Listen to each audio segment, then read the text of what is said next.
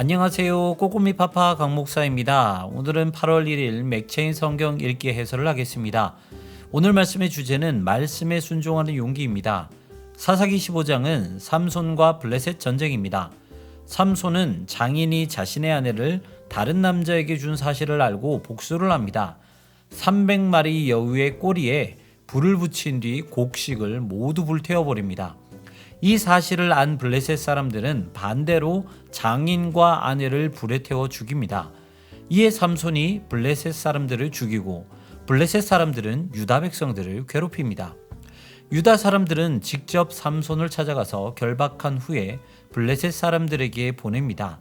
하지만 여호와의 영이 임하여 결박된 줄을 끊고 블레셋 사람들을 죽입니다.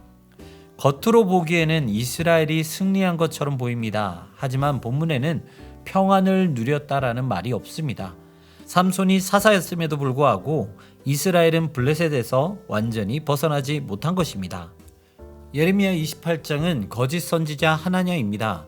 하나냐는 여호와께서 바벨론의 왕의 멍에를 꺾으셨다고 선언합니다. 그리고 느부갓네살 왕이 가져간 성전의 모든 기구는 다시 이곳으로 돌아올 것이라고 말합니다. 반면에 예레미야는 그것은 하나님의 말씀이 아니라고 합니다. 하나냐는 예레미야 목에 있던 나무 멍에를 빼앗아 꺾어버립니다. 하지만 하나님은 오히려 예레미야에게 쇠 멍에를 준비해서 목에 메고 다시 한번 예언을 선포하라고 말합니다. 그리고 하나냐는 예레미야의 예언대로 죽게 됩니다. 거짓 선지자의 특징은 항상 듣기 좋은 말만 한다는 것입니다. 하지만 참 선지자는 하나님의 말씀을 가감하지 않고 있는 그대로 말합니다. 사도행전 19장은 에베소입니다. 바울은 에베소 회당에서 3달 동안 하나님 나라에 관하여 강론합니다.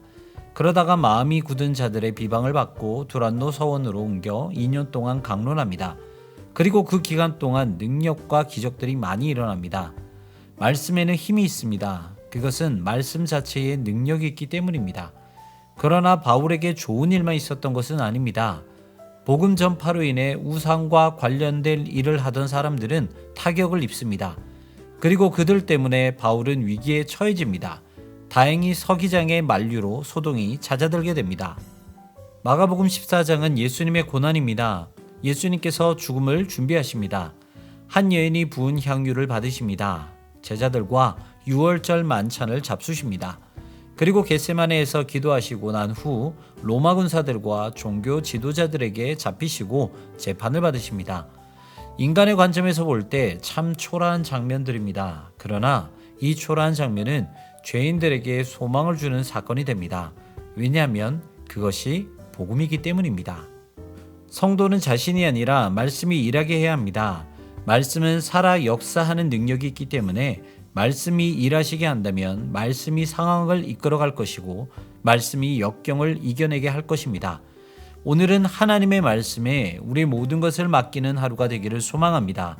오늘도 승리하시고요. 지금까지 꼬꼬미 파파 강 목사였습니다. 내일 다시 만나요.